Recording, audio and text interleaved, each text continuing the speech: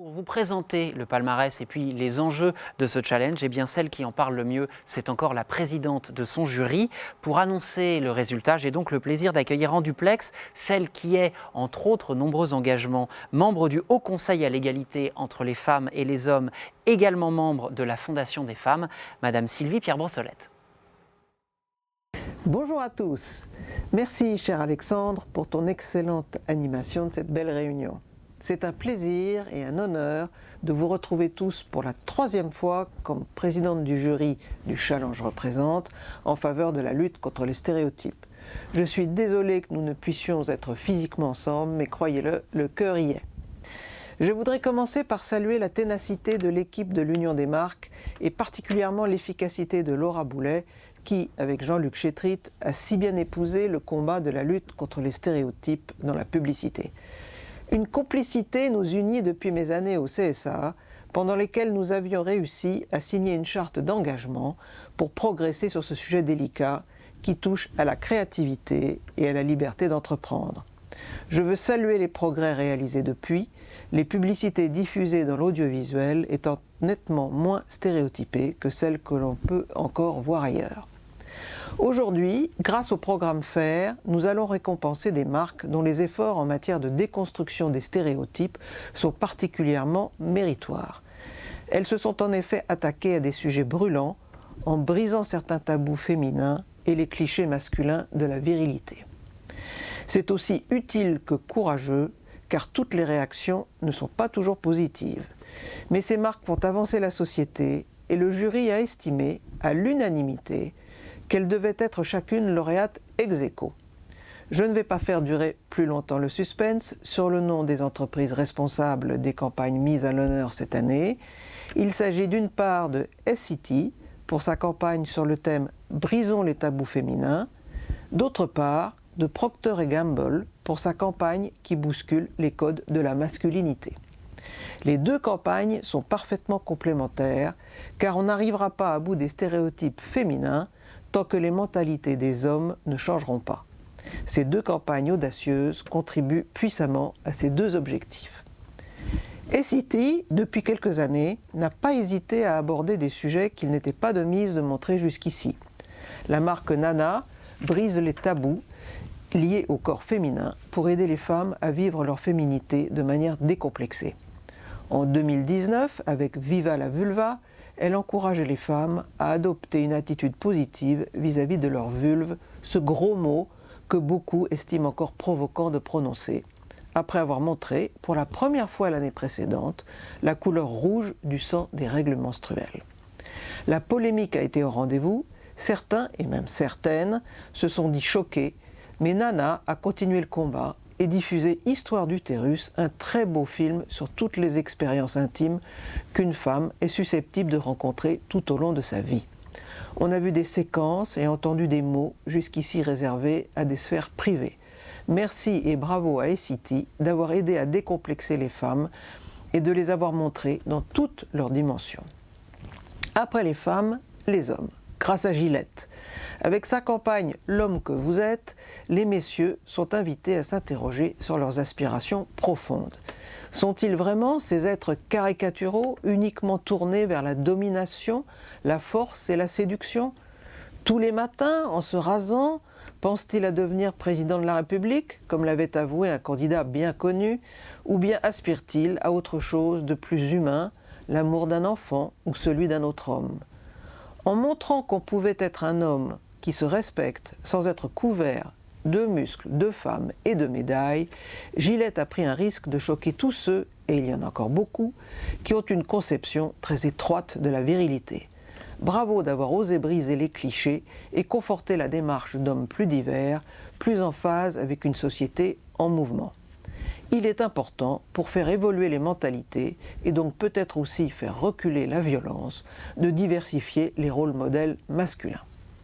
Ces deux campagnes, de Nana et de Gillette, marquent chacune dans son genre une avancée certaine sur le chemin de publicité dénuée de stéréotypes. Elles vont au-delà des premiers progrès où l'on pouvait voir une femme à son bureau et un homme à la cuisine. C'est pourquoi cette année, le jury est très heureux de primer, ex aequo donc, SCT et Procter & Gamble pour leur audace, leur talent et les progrès qu'ils font faire à la société. Je suis désolé de ne pas être là pour vous féliciter, mais Laura Boulet, que je remercie encore, va être la messagère du jury, dont je salue les membres de loin, en les remerciant également pour leur engagement. Merci à tous et bonne réunion. La présidente du jury de ce Challenge Représente vous a parlé de manière très éloquente de ces deux belles campagnes que nous primons ce matin. Je vous propose donc tout de suite de regarder la première d'entre elles. Bon, vas-y, c'est ce soir. Camille sera là. Faut que je sois beau gosse. Ça fait des mois que j'attends ça. Faut que ça se passe tranquille, comme quand je me rase. J'arrive, je me pose sur le canapé et je place une petite phrase au calme. Camille, ce soir c'est toi et moi. Salut Camille. Ça va? Cool ton style. Gillette Skin Guard, un rasage en douceur contre les irritations. C'est ça la perfection masculin. Nous sommes rejoints sur le plateau par le senior director et market leader Gillette Brown pour la France, Monsieur Gilles Benteja. Bonjour, bienvenue. Expliquez-nous brièvement, si vous le voulez bien, comment vous avez réinventé cette perfection au masculin. Oui, absolument. Alors, Gillette, c'est une marque à 120 ans et qui représente le masculin, la masculinité, voire le très masculin. Mais Gillette, aujourd'hui, c'est vrai que c'est une marque qui a envie de changer la donne et de changer les choses. Et donc, l'approche qu'on a eue, c'était de dire comment on peut introduire plus de diversité et d'inclusion, comment on peut être plus inclusif et plus divers dans la façon dont on parle aux hommes et des hommes. Et ça s'est passé via la campagne, dont on a vu un extrait là, qui s'appelle « Ressembler à l'homme que vous êtes ». Et qui s'est vraiment déroulé en 2 étapes. En fait, on avait une première étape qui était autour des publicités produits. Et là, on a travaillé avec une école de cinéma qui s'appelle Courtrajmé. Le but, c'était d'introduire dans nos pubs, ou de construire nos pubs autour de situations et de personnes non stéréotypées. Et ce qui est important et ce qui est intéressant pour nous dans l'approche, c'est que au lieu d'être un manifeste de marque qu'on aurait pu produire et qui serait resté assez confidentiel, l'idée de l'introduire dans les pubs produits, c'était l'idée de masse, en fait. C'est qu'on l'ancre dans le quotidien parce que cette pub, elle est aujourd'hui vue par 17 millions de Français tous les mois. Et donc voilà, c'était la première intervention. Et puis après, il y avait une deuxième étape, elle qui s'est déroulée lors de la Journée de l'Homme, qui était le 19 novembre dernier, et dans lequel on a mis en avant des portraits d'hommes qui sont parfois, souvent stigmatisés, parce qu'ils ne représentent pas les canons normaux de la masculinité ou de la beauté. Et le but, c'était vraiment de les mettre en avant dans l'espace public, alors que ce soit via de l'affichage d'un côté ou les réseaux sociaux de l'autre, où on a créé des discussions, pour que ces personnes-là puissent raconter leur histoire, leur vision de la masculinité et partager leur fierté.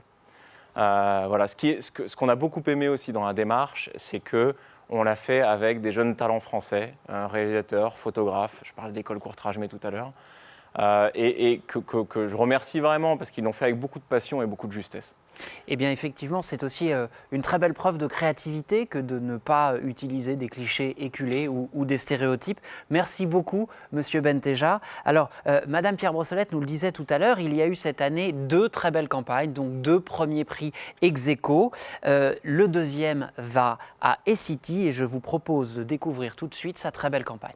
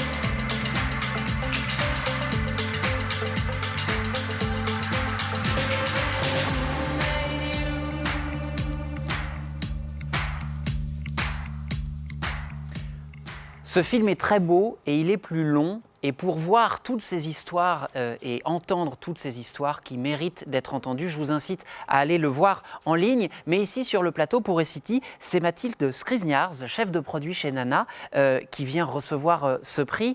Alors, ce n'est pas la première fois que Nana brise les clichés. Vous avez montré du sang menstruel à la télévision. Vous avez parlé désormais de ces histoires d'utérus. C'est une évidence désormais pour votre marque que de parler au fond de la réalité des femmes? Tout à fait. D'abord, au nom de l'équipe Nana et du groupe Essity, je tiens à remercier l'Union des marques pour cette récompense et pour son soutien dans notre lutte contre les stéréotypes. Et je tiens aussi également à remercier l'équipe qui a travaillé sur cette campagne Histoire d'utérus, à la fois les collaboratrices de l'équipe Nana ainsi que nos agences BBDO, Sensio et Zénith. Alors, cette campagne est d'un constat qui est assez attristant. En effet, 40% des femmes estiment que leur bien-être mental est affecté par le fait de ne pas pouvoir partager leur expérience ouvertement. C'est pour cela qu'en tant que marque Nana, nous avons souhaité libérer la parole sur des sujets comme ceux que vous avez pu voir dans la vidéo, afin que les femmes se sentent entendues. Donc l'ADN de la marque Nana, comme vous l'avez très bien expliqué, c'est de briser les tabous. Et dans ce film, Nana invite les femmes à partager leurs expériences pour qu'elles se sentent moins seules. Donc vous avez pu le voir, on parle de douleur des règles, de désespoir après une fausse couche et on parle aussi des bouffées de chaleur après la ménopause. En fait, l'idée, c'est vraiment que les femmes puissent partager leurs histoires afin de se sentir comprises. Et bien entendu, la lutte contre les stéréotypes est loin d'être terminée. Nous avons encore beaucoup de chemin à faire en tant que marque. Et la marque Nana ne va pas s'arrêter là et nous allons continuer à accompagner les femmes dans leur quotidien. Eh bien, ça nous laisse présager encore de très très belles campagnes. Bravo en tout cas pour celle-ci et pour ce prix. Et merci beaucoup d'être venu sur notre plateau le recevoir. Merci.